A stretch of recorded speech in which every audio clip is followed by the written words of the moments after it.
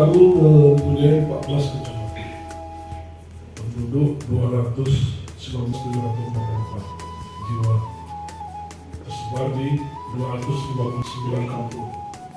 Kemudian penduduk sini multi, maka di sini saya katakan Indonesia.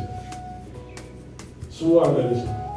Artinya kedamaian itu terpelihara di sini, baik di agama maupun etnis. Jadi tidak ada beda. Sehingga di masa pandemi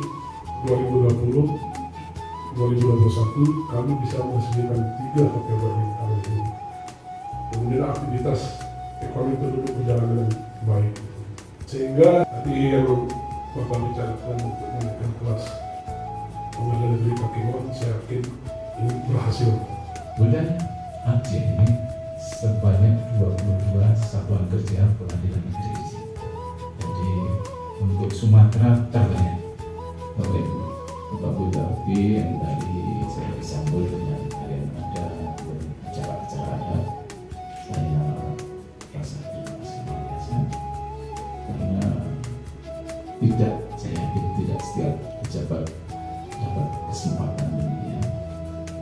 Dan tadi diminta saya harus kontribusi untuk bagaimana ikut serta membangun.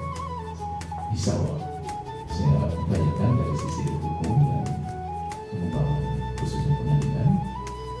Saya ingin